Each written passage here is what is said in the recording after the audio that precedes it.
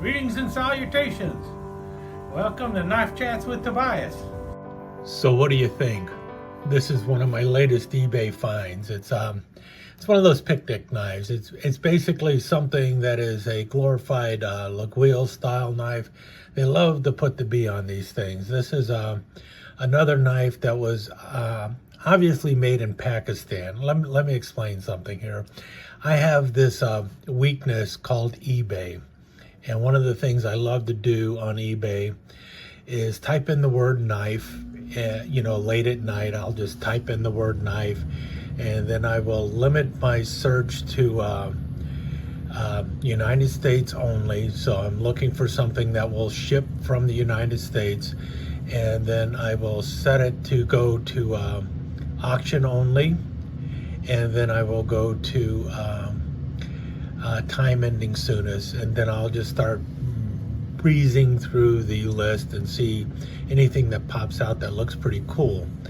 And and it's also selling for a dirt cheap price, because there's so much stuff on eBay, but a lot of it is just obviously a lot of it is garbage, especially if you're just searching the word knife.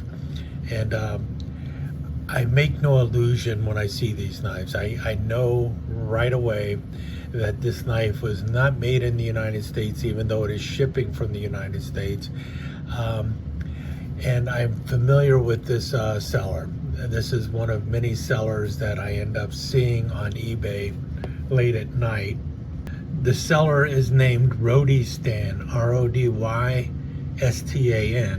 However, seller information gives the seller as Sharp Edge Group Incorporated, and they're supposed to be located in Lawrenceville, Georgia.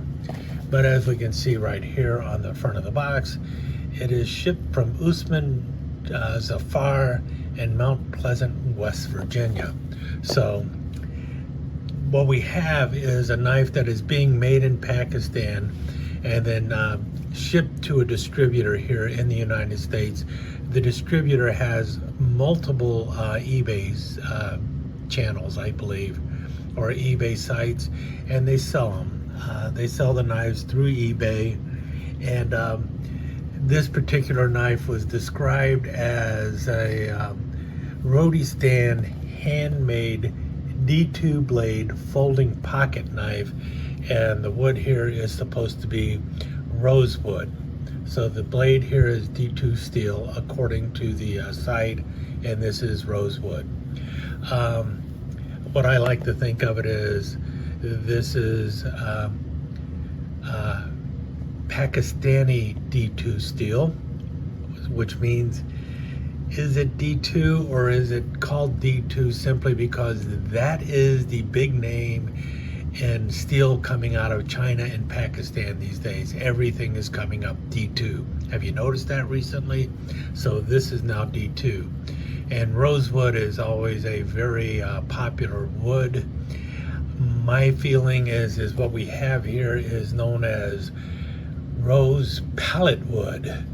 So basically it's wood made from an old wooden pallet, that you use to ship stuff on, and then it's been nicely stained and everything. So who knows what real quality of wood it is, who knows what quality of steel it is. We can assume that it's D2. That's the best you can do. We have no idea how well it has been heat treated or anything else. So it may be D2, it may not be D2. We can only say what the seller has told us. My feeling is it's not. So now you're probably asking yourself, well, if you don't trust the steel, don't trust the wood, don't trust the description, why do you buy these things anyway? And it's like, well, partly because it's fun, and also because I run across something like this and it just intrigues me. I have never seen a knife like this, and it's in a pattern that I like. I like picnic knives. You see the little B up there. So this is like supposedly a Laguille style of knife. People will say, I like to refer to it as a picnic knife because it's got the pigtail down here for opening your bottle of wine, and then this is tight. very strong back spring for the corkscrew. So you've got the corkscrew back here, and then you've got your main blade, which in this case is said to be D2, and that's for, cutting your sausage and cheese, and it's going to work fine for doing that. You don't need a great steel to do that anyway. That's why I like to, so I saw it and I liked the way it looked, and I was like, man, that's pretty cool. I've got to just pick that up. However, I'm not goofy.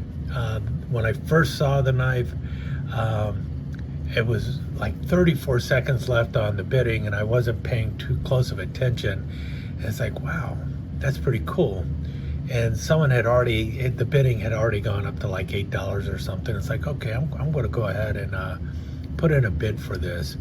And so I started typing in the bid, put in a bid for $12. I figured, okay, chances are maybe someone put in a bid for 10 bucks, something like that.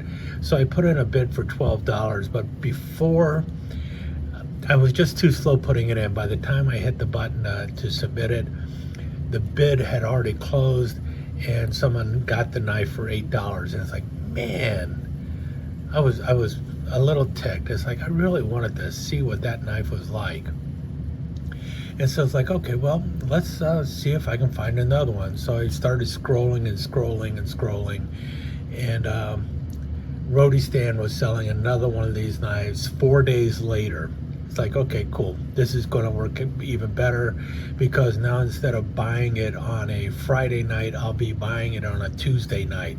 No one's going to be out there looking for this on a Tuesday night. And so Tuesday night rolled around, and it's like, okay, what's the bidding on it at now? And it was still sitting at 99 cents. There had been one bid made. The bid was for, whatever. It was showing up at 99 cents. For those who know how eBay works, you put in a bid, and if the item was selling at 99 cents, and that's what these were selling at, they were starting at 99 cents with free shipping. That's right, free shipping. So the guy would have been able to purchase this knife for 99 cents. Now, a lot of people, what they do is they will go through and they will put a bid in for 99 cents on a bunch of these knives. And then if they happen to win it, they win it. And then they go and sell it again, for more at a flea market or something. That's what they're doing with it. So I know that's one possibility that bid could be going for. However, the person could have also put in a bid for higher than that, because the last one was going for sold for $8, but it could have obviously had a higher bid in there, because you put in how high you really want to pay for the knife, and then it will go up if somebody else is bidding against you. And so once again, I said, okay, I tell you what, this time I won't wait as long. I will put in a bid on this knife, and I put in the bid with about 4 seconds to spare, and I put in a bid for $12, and boom, it popped up to $9.05 right away. Just boom, $9.05. So apparently, chances are the same person who did the $8 bid before had done a similar bid on this one for like $8.45, because that's why, or $8.55, and that's why it popped up to $9.05. And no other bid happened. There was only two people bidding on it, me and the other person. And so I ended up winning the knife for $9.05. And my feeling is, well, I actually won it for $3 less than I was willing to spend for it. So now let me talk about the knife, now that I explained some of my philosophy on my late night habits on bidding on eBay. Now, like I mentioned, I knew the knife was out of Pakistan. There were several things that made me know it was out of Pakistan.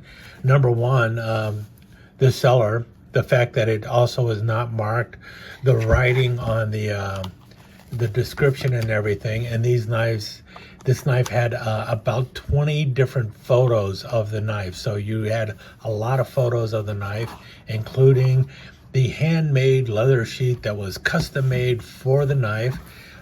Really, it's custom made for any of these Laguille style knives that they sell. And that's the sheath. It always has the same backing on there. Notice how it is set there. But, you know, and you notice it's not to call it top grain is a stretch, but these are what come with it. And if you notice, it's got that goopy stuff around the edges there, and that's the goopy stuff that ends up staining and rusting your knife. So you got to be very careful with whatever that goop is, that the glue or whatever it is they use in that. So definitely you never store the knife in the sheath, and I never do anything with the sheaths, to tell you the truth. I'm just there to buy the knife. But what intrigued me about this knife was just the overall shape of it. And you know, there's the file work on the back. I don't have a clue why there's that little cutout there, and I don't know if that was a flaw in the manufacturing. But these are definitely handmade. They're handmade in Pakistan. And if you notice here, you see that there is actually a liner, and you can barely see it on this side. There's a liner running on both sides here. So you have a scale going over here because you got the liner, and then you've got the scale on top of the liner. It is all pinned together, but the polishing on this is really good because it's very hard to see the liner. And then you do have a short back spring going on there that has been with some little hand filing going on in there. And then the corkscrew, I opened it before. The corkscrew is a bear to open, and I think part of that is because of how short the spring is and where the pin is for the spring, which I really can't see here. And you see the so-called rosewood here with the pin going through there. This rosewood was glued in place, and it is also pinned, and the pin goes all the way through. I'm not sure if you're going to be able to see it here. I'll try and get some good photos of it. See if I can get a little bit of light in there.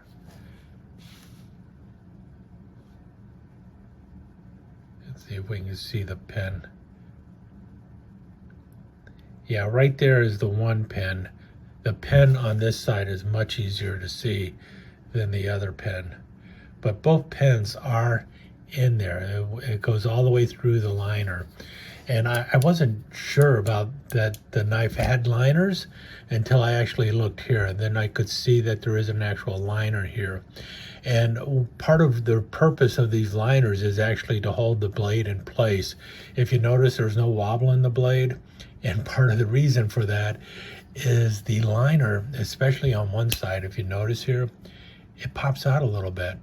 And that's because the liner acts as part of the tension device on the blade, so it actually helps to hold the blade open.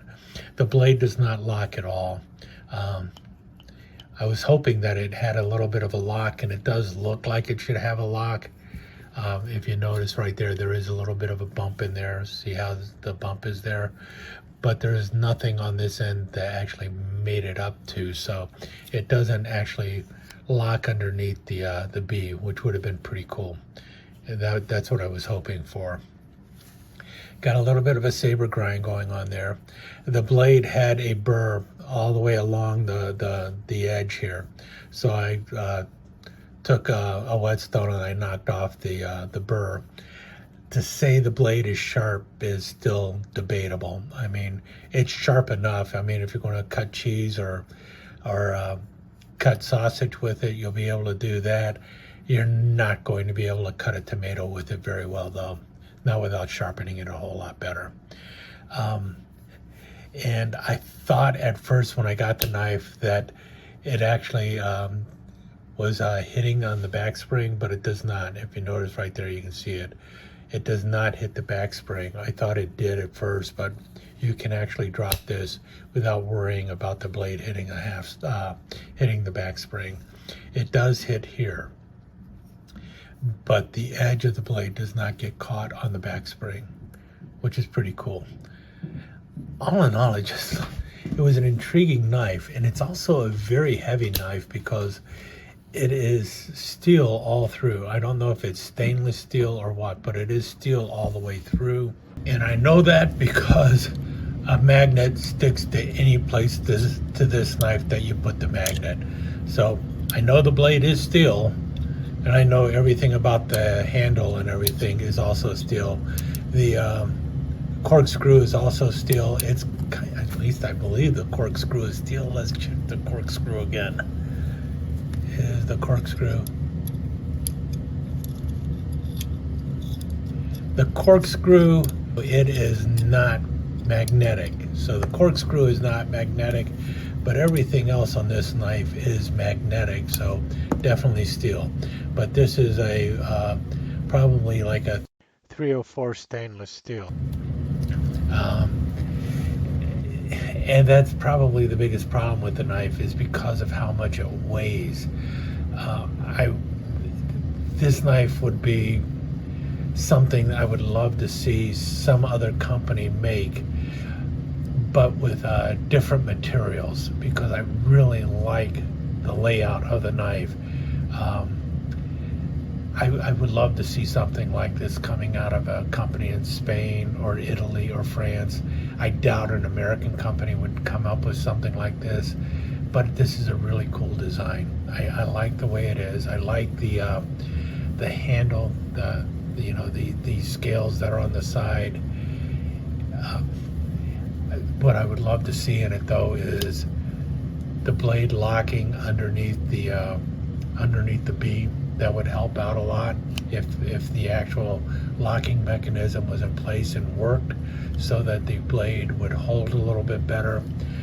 It's kind of like a faux lock is the way I've heard it referred to, or as a fake lock, because it doesn't really hold the blade. It just keeps it kind of holds the blade. That's what the bead kind of does.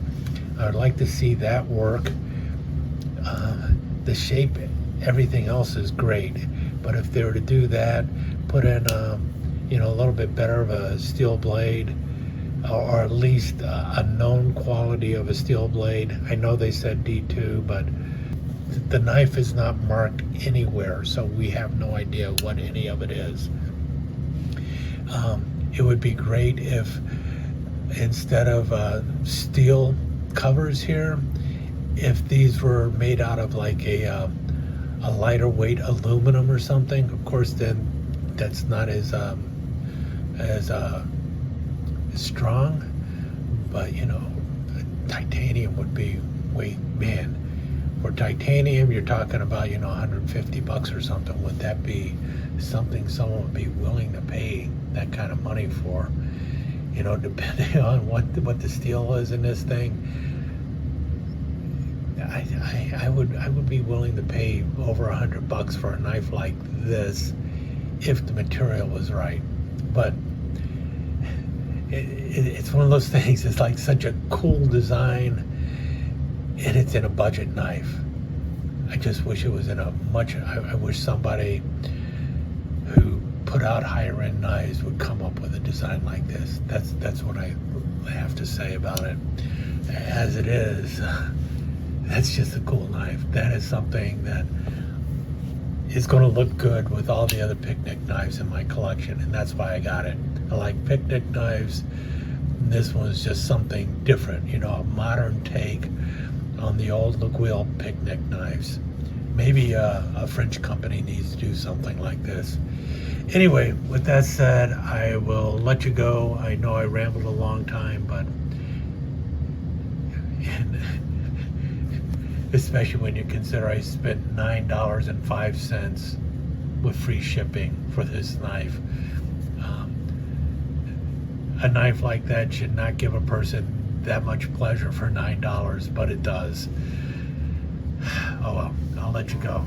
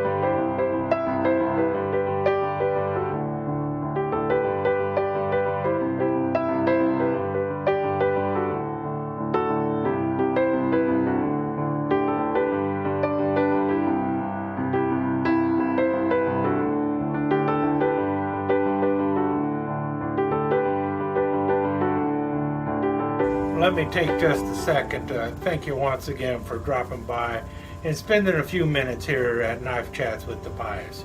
I really do appreciate it, and I do appreciate any comments that you leave. So please remember to give me that thumbs up, and also don't forget to subscribe and ring that notification bell so you'll know when the next episode is up and running. Thanks again for dropping by. Really do appreciate your time here.